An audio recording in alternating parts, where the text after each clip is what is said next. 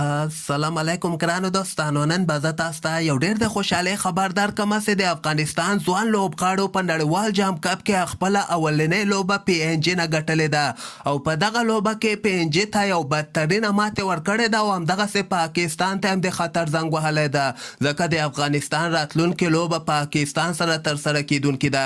دغه لوبه که موږ وګورو، په دغه لوبه کې افغانستان اول بیټنګ ترسره کړ چې په 50 اوریزه لوبوله، خو افغانستان 38 پورې دغه رنزونه اورونه لوبولې دي او 201 رنز ټارګټ یې پی ان جي ته ورکړی و. حالانکې د افغانستان دغه بیټسمنان که موږ وګورو یعنې دومره خاص بیټنګ یې نه ده ترسره کړی، ځکه پی ان جي او هغه تېره ورځ زیمبابوې ورباندې 300 نه زیات رنزونه هم کړي ول.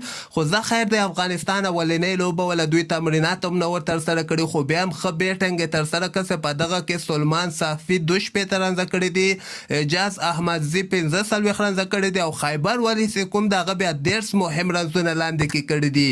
همدغسې افغانستان خو 38 اوړونه دغه لوبه ولوبوله، یعنې افغانستان ته اوس هم 12 اوړه پاتې سوي دي، خو باید په راتلونکې لوبه کې دغه غلطي افغانستان ونه کړي. خو که موږ د افغانستان بالرانو ته راسو، ماشاءالله ټولو بالرانو ډېر ښه بالنګ ترسره کړی ده. بلال سمي یو لوبغاړی اوټ کړی ده، نوید زاتران 2 لوبغاړي اوټ کړي دي، ننګیالی خلوټي 2 لوبغاړي اوټ کړي دي، اظهار الحق نوید بیا 3 لوبغاړي اوټ کړي او نور احمد هم 2 لوبغاړي اوټ کړي دي.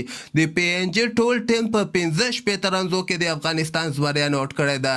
دغسې لوبه افغانستان په 115 رنزو باندې ګټلې ده چې دا یو ډېر د خوشحالۍ خبر ده د افغانستان لپاره. حالانکې دغه ټیم خو پی ان جي ده، یعنې ضعیفه ټیم ده، خو دغه لوبه د افغانستان لپاره ډېره مهمه وله.